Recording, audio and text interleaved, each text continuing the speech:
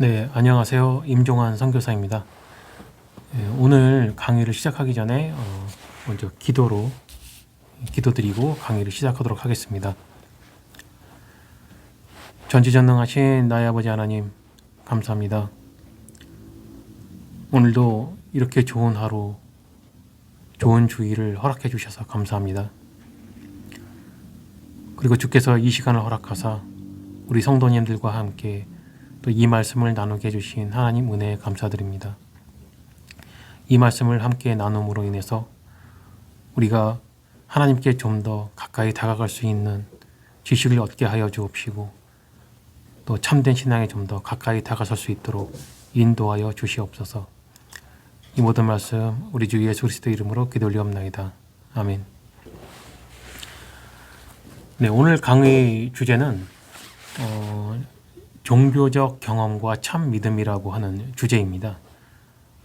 제가 지금까지 이제 신론을 계속 강의하고 있었는데 잠깐 이 종교적 경험이라고 하는 부분에 대해서 여러분들과 함께 나누었으면 좋겠다는 생각에서 이러한 주제를 채택을 했습니다. 성경 구절 먼저 좀 찾아보겠습니다. 사도행전 9장 3절에서 7절까지의 말씀입니다.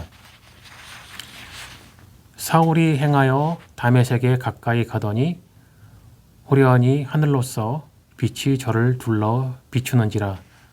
땅에 엎드러져 들음에 소리 있어 가라사대 사울아 사울아 네가 어찌하여 나를 핍박하느냐 하시거늘 대답하되 주여 누시오니까 가라사대 나는 네가 핍박하는 예수라.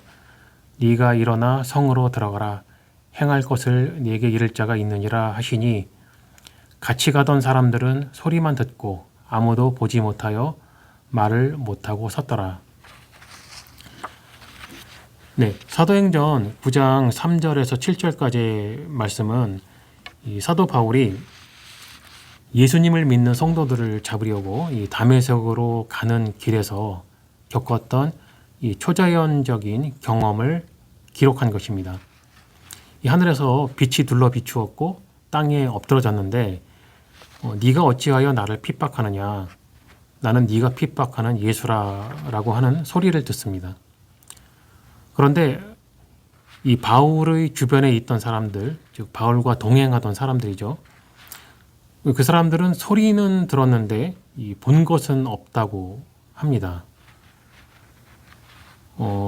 그렇다면 이 바울이 사람들에게 강력한 빛을 보았다고 그 사람들에게 아무리 말을 하더라도 다른 사람들은 본 것이 없으니까 이 바울의 말을 그대로 믿을 수는 없었을 것입니다. 네, 이러한 것을 이제 그 초자연적인 종교적 경험이라고 하는데요. 이 바울의 경험은 성경에 기록된 것인 만큼 신빙성이 대단히 높습니다. 기독교인이라면 아무도 이 일을 의심하지는 않을 것입니다. 왜냐하면 바울은 우리와는 다르게 유명했고 대단했던 사도였기 때문이죠. 그렇듯이 만약에 입장을 바꾸어서 만일 제가 이런 일이 나에게 일어났다면 그리고 제가 그런 일이 있었다고 사람들에게 말을 한다면 일부의 사람들은 저에게 좀 믿지 못하겠다 또는 좀 뭔가 혼자 뭐 이상한 일을 겪은 것 아니냐 그렇게 생각하는 사람들이 있을 것이고 또 어떤 사람들은 마치 자기가 겪었을 것 같은 그런 느낌을 가지면서 동의도 하고 믿어주기도 하는 그런 분들이 있을 겁니다. 그 전자의 사람들은 지극히 이성적이고 오감에 의한 참과 거짓의 경험을 기준으로 판단하는 사람들일 것이고요. 이 후자의 사람들은 종교적인 감성을 믿으면서 종교적인 경험이 있다고 믿는 것이고 본인들도 똑같은 것은 아니지만 뭔가 비슷한 것을 경험해 본 가능성이 있을 법한 그런 사람들일 것입니다. 또 예를 들어서 어떤 신앙인들은 자기가 기도한 것들이 대부분 기도한 대로 이루어진 경험이 있다고 하는 사람들이 있죠. 또 이런 사람들에게는 어떤 그 신비로운 감정이 느껴질 것이고 또 성령이 늘 나와 함께 한다는 개인적인 행복을 누릴 것입니다. 또 어떤 사람들은 개인적으로 어떤 기적을 경험하고서 이 하나님을 믿게 되었다는 간증을 하기도 하고요. 또 어떤 사람들은 기적까지는 아니더라도 이 설명하기 어려운 무언가에 이끌려서 이 교회에 나오게 되었다는 사람들도 있습니다. 또 어떤 사람들은 꿈으로 환상을 보았고 또 어떤 음성을 들었다는 사람들도 있고 또 그런 신비로운 그 경험들을 이제 하기도 합니다. 그런데 이런 그 종교적인 경험들의 공통점이 있는데요. 제가 한 3가지를 제가 예를 들려고 합니다. 첫 번째, 이러한 종교적 경험들은 지극히 개인적인 경험이라는 것입니다. 그리고 두 번째로, 그렇게 지극히 개인적인 경험이다 보니까 다른 사람들은 내가 경험한 것을 똑같이 경험할 수가 없겠죠. 세 번째로, 그렇기 때문에 이러한 경험들이 사실이라는 증거도 없지만 증명을 할 수도 없는 그런 그 일들이 대부분입니다. 그렇지만 우리들은 그 신앙인이고 또 실제적인 신앙 생활에서 겪게 되는 크고 작은 일들을 이제 경험을 하게 되죠. 그렇기 때문에 어떤 그 종교적인 경험들이 전혀 있을 수 없는 일이라든지 사실이 아니라는 강한 부정을 할 수가 없는 거죠. 왜냐하면 그 신앙을 가진 사람들은 참된 신앙을 가진 사람이든 또는 이제 거짓된 신앙을 가진 사람이든 어쨌든 종교의 세계에 속해 있는 것이기 때문에 우리는 이러한 경험들을 모두 무시할 수는 없는 것이 사실입니다.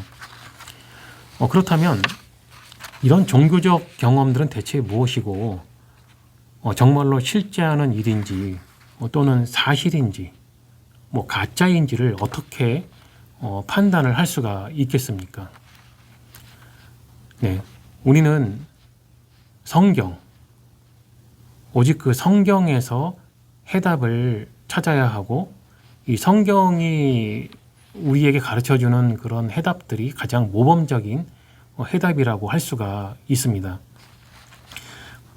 성경에도 이런 종교적인 경험을 했던 사람들의 예가 많이 나오고 있습니다.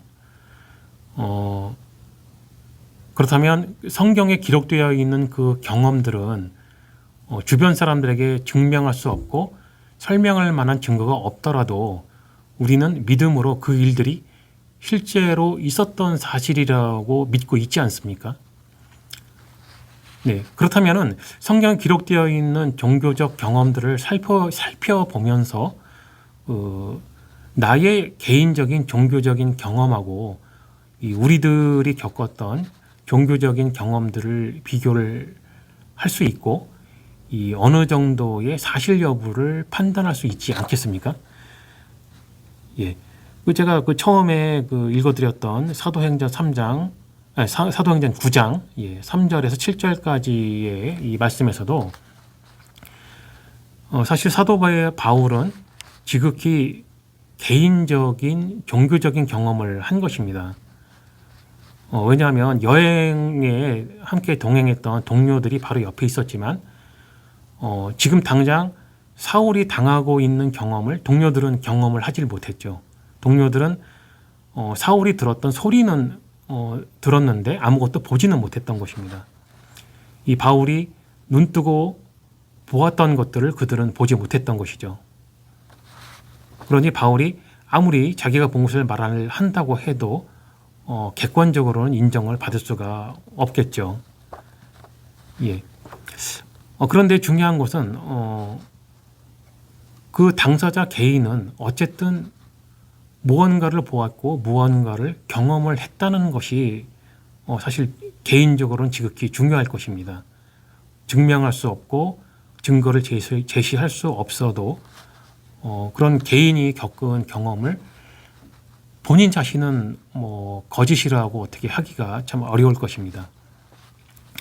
자, 그런데 이 사도 바울은 우리가 조금 주목을 해야 할 부분이 무엇이냐면 사도 바울이 이 경험을 하고 난 이후의 일들입니다. 네 가지를 좀 말씀드릴 수 있는데 첫 번째는 사도 바울은 이 일을 경험한 후에 시력을 잃었습니다.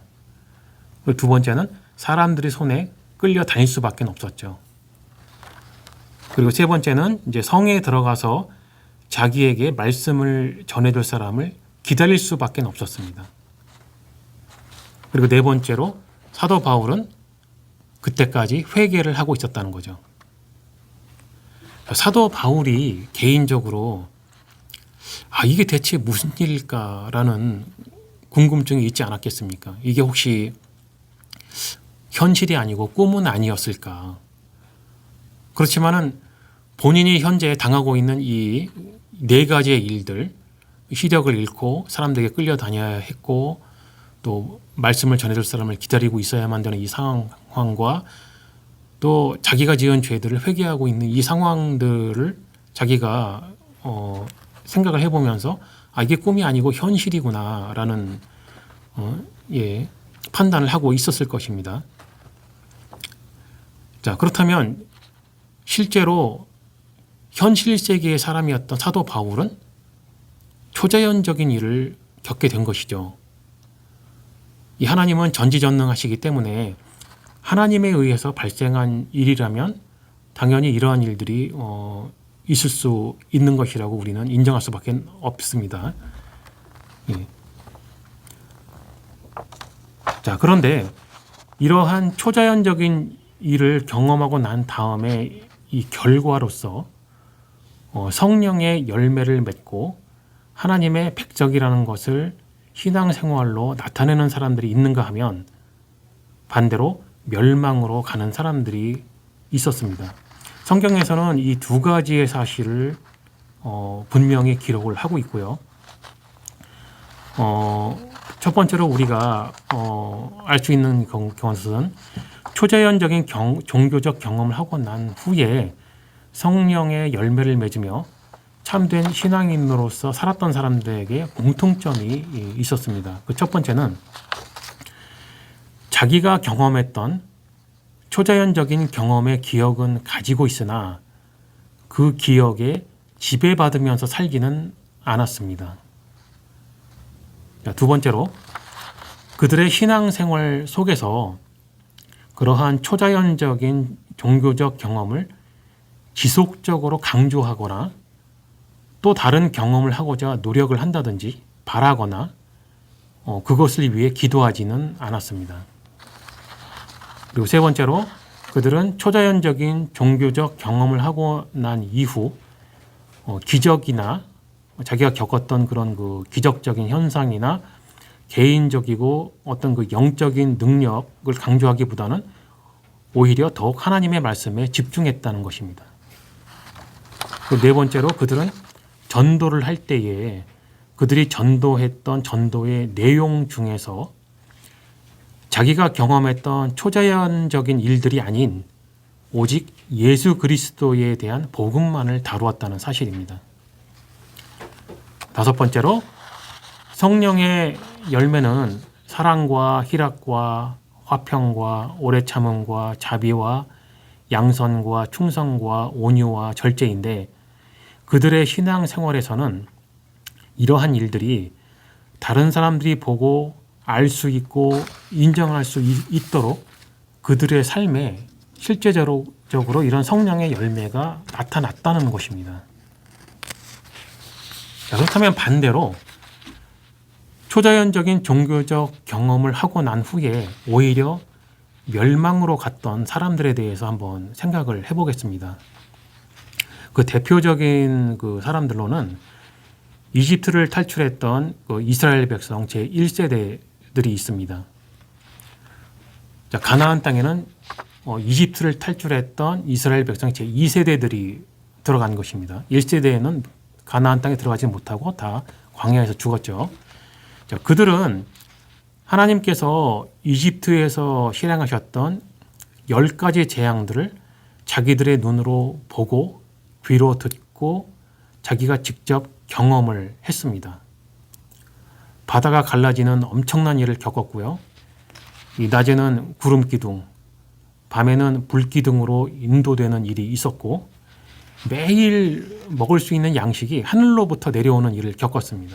즉 그들의 일상이 초자연적인 종교적 경험이었습니다. 그러나 그들은 하나님의 말씀을 믿지 않았던 결과로서 가나안 땅에 들어가지 못하고 광야에서 죽었습니다. 이렇게 초자연적인 종교적 경험을 하고도 구원이 아닌 멸망으로 가는 사람들이 있다는 것을 성경은 경고하고 있는 것입니다. 이러한 사실을 통해서 알 수 있는 몇 가지 중요한 사실들이 있는데, 첫 번째로 초자연적인 종교적 경험은 단지 놀라운 경험일 뿐이라는 사실입니다. 두 번째로 이러한 경험이 어떤 사람에게 구원을 얻게 해주지는 못한다는 사실입니다. 그리고 세 번째로 초자연적인 종교적 경험 이후 그 경험에 매여 있지 않고 하나님의 말씀에 집중하는 사람은 구원으로 부르심을 받았을 가능성이 대단히 크다는 것입니다. 이 네 번째로는 초자연적인 종교적 경험 이후에 그 경험에 매여 있고 또 다른 경험할 것을 바라고 기대하는 사람들은 허황한 결과를 얻게 되고 구원이 아닌 멸망으로 갈 가능성이 아주 크다는 것입니다. 다섯 번째로 초자연적 종교적 경험은 구원을 받을 사람이나 멸망받을 사람이나 모두 경험할 수 있는 것이라는 사실입니다. 자, 이게 왜 중요하냐면요. 자, 생각을 해보십시오. 지금 우리들이 살고 있는 이 시대에도 수많은 교회에서 지금도 초자연적인 종교적 경험을 하고 있다는 이야기들을 듣고 있습니다. 어떤 사람은 자기가 하나님의 음성을 들었다. 또 어떤 사람은 예수님을 대면하고 대화를 나누었다. 또 환상을 봤고 꿈을 봤고 계시의 말씀을 들었고 다양한 이런 그런 초자연적인 종교적인 경험들을 이야기하고 있지 않습니까? 그럼 그들은 그런 경험들을 이야기하면서 은연중에 무슨 말을 하냐면 나는 하나님의 백성이다. 나는 당연히 구원을 받은 것이고 나는 하나님의 편이다. 왜냐하면 이러한 영적인 경험들, 초월적인 경험들을 하고 있고 지금도 하고 있고 그렇기 때문에 당연히 나는 당연히 구원은 받은 것이나 다른 그런 생각할 필요도 없이 그냥 구원을 받은 것이고 나는 어떤 영적으로 권위도 있다. 그런 식으로 이제 표현들을 하고 있습니다. 그렇기 때문에 그런 경험들을 내세우면서 이 사이비 교주들이 사람들을 지배하고 자기들이 원하는 바로 이끌어 가고 있죠. 자, 성경은 이것에 대해서 아니라고 지금 경고를 해주고 있는 겁니다. 성경에 많은 사람들의 그런 초자연적인 종교적 경험을 했던 것을 예를 이렇게 예를 들어주고 있는데요. 하나님의 백성이었던 구원받을 성도들이 그런 일을 겪은 것이 있었고 분명히 사도 바울처럼 또한 구원받지 못할 사람들도 그런 종교적 경험을 했다는 사실을 성경은 기록하고 있는 거죠. 즉 그런 초자연적인 종교적 경험은 누구나 할 수가 있는 것이다. 어떤 특별한 사람에게만 그런 일이 주어지는 것이 아니다라는 사실입니다.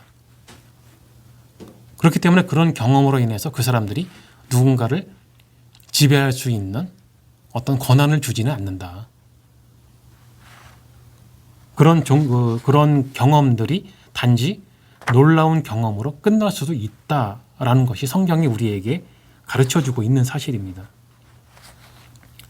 자,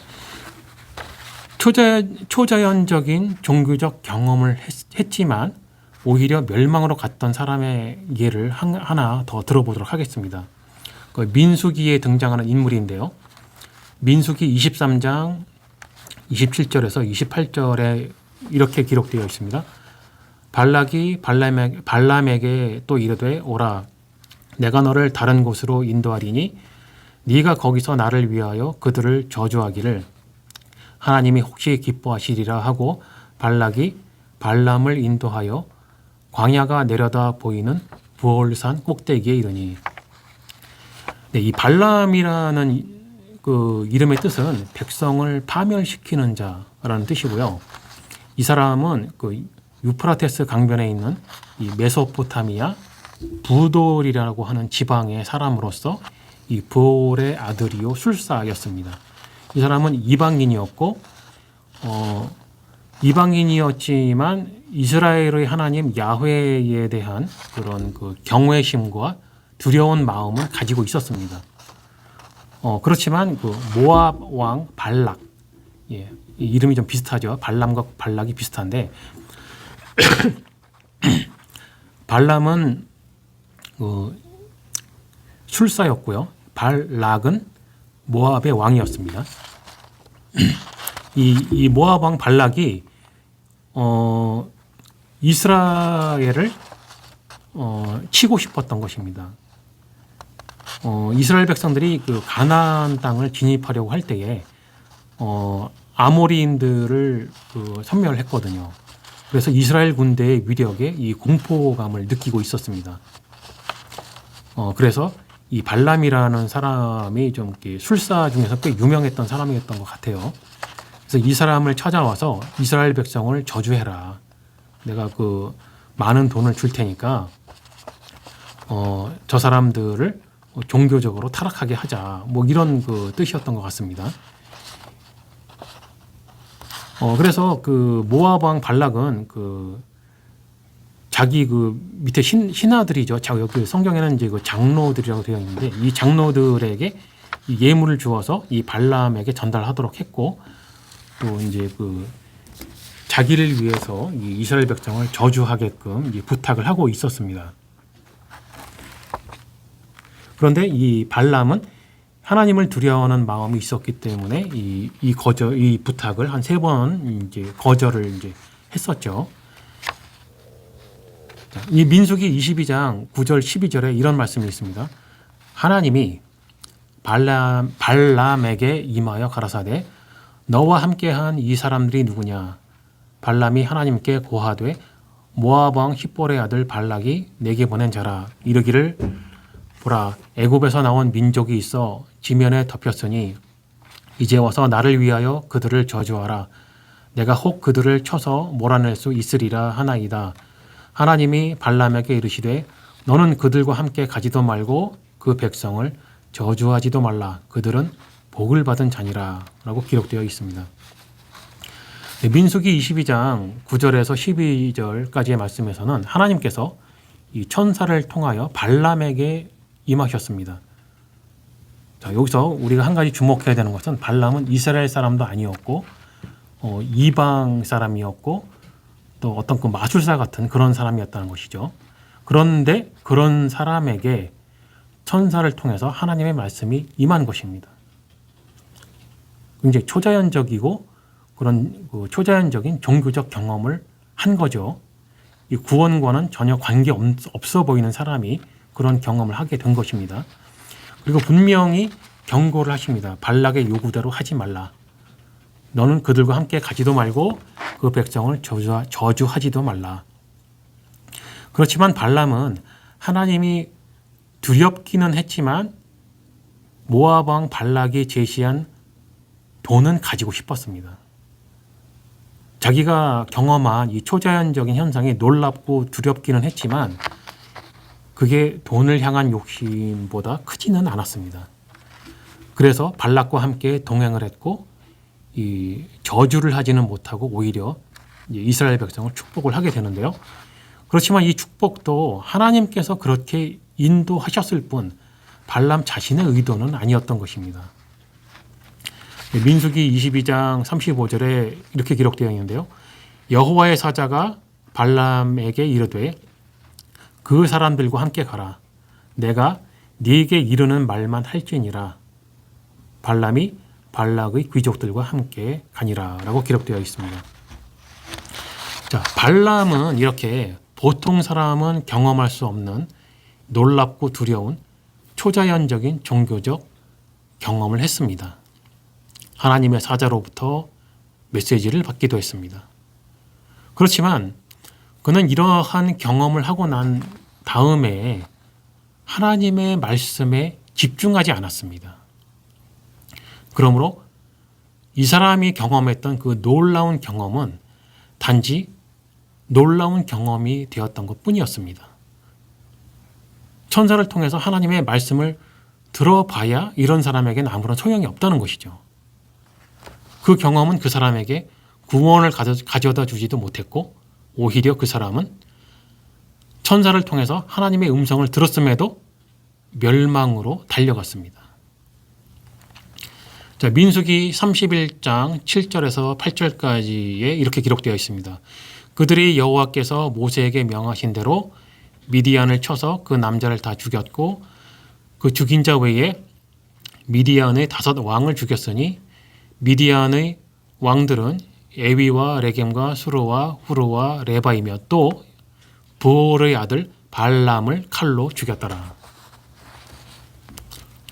네, 발람은 두렵고 떨리는 하나님의 말씀을 계시로 받았고 들었습니다. 그렇지만 모압 왕 발락과 동행하며 돈을 얻었죠.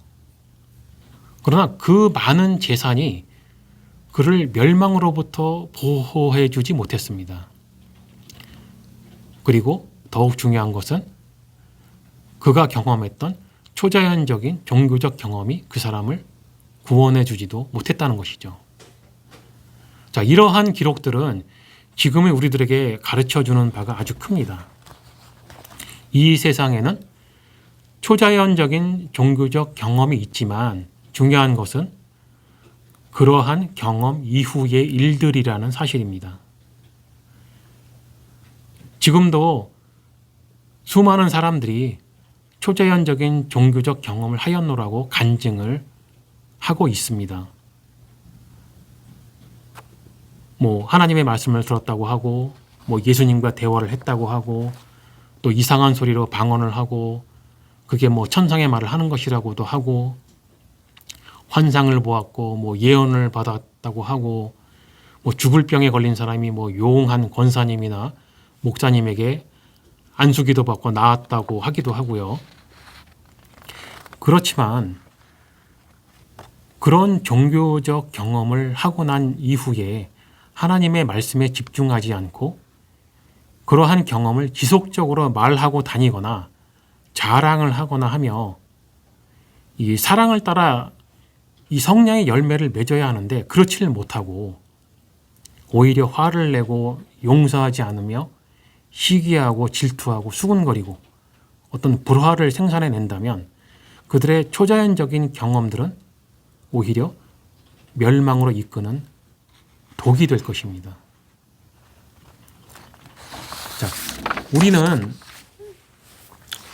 신앙인으로서 정말 개인적으로 설명할 수 없는 그 하나님의 인도하심을 경험하게 되고 느끼게 되는 경우가 많습니다.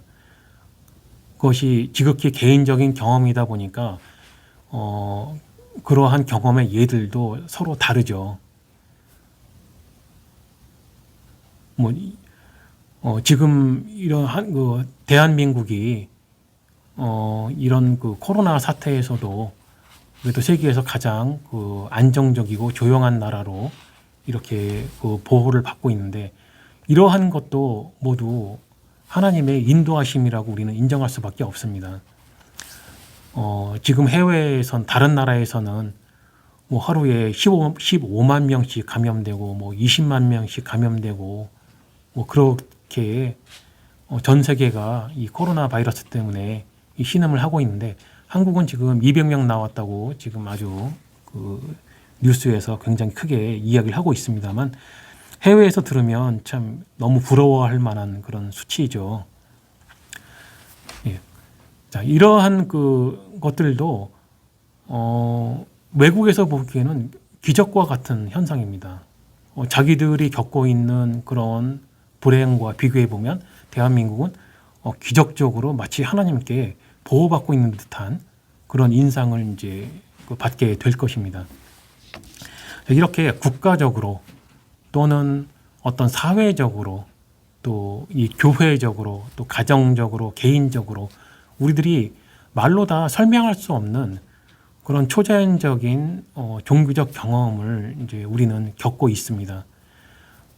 그런데 사람은 어떻게 저도 저를 포함해서 좀 이기적인 마음들이 있다 보니까 어떤 자기 개인이 했던 경험을 더욱 중요하게 여길 수밖에 없습니다. 자, 그렇다면 지금까지 제가 여러분들에게 그 초자연적인 경험에 대해서 성경은 무엇을 말하고 있나 이렇게 설명을 드렸는데요. 자, 나의 경험과 지금 그 개인적으로 했던 경험 이후의 나의 삶이 어떠한가를 재점검할 필요가 있는 것입니다. 왜냐하면 성경에 분명히 그러한 사람들의 예가 나와 있으니까요.